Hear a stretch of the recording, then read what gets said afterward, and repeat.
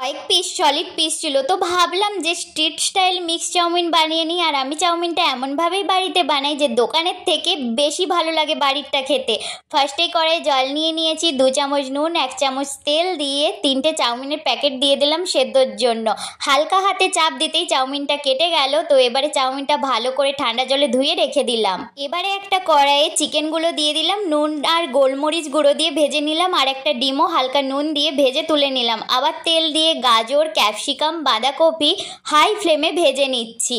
আমি এখানে ননস্টিকের কড়াই ইউজ করেছি। ননস্টিকের কড়াতে করলে চাউমিন কিন্তু একদম নিচে লেগে যায় না। যতটা পরিমাণে চাউমিন করা যাক না কেন, চাউমিন কেটেও যায় না আর খুব সুন্দরভাবে ভাজা হয়ে যায়। সেদ্ধ করা চাউমিনটা দিয়ে দিয়েছি, আর 3 প্যাকেট চাউমিন মশলা, গোলমরিচ গুঁড়ো, নুন আর চিকেন মশলা দিয়ে দিলাম। আর ভেজে রাখা চিকেন ডিমটা দিয়ে একটু বেশি করে টমেটো সস আর কালারের জন্য একটু স্ট্রিট স্টাইল যাতে আসে তার জন্য সয়া সস দিয়ে ভালো করে চাউমিনটাকে ভেজে নিয়ে একটু ওপর থেকে পেঁয়াজ দিয়ে 2 মিনিট মতো নেড়ে গরম গরম সার্ভ করলাম স্ট্রিট স্টাইল চাউমিন।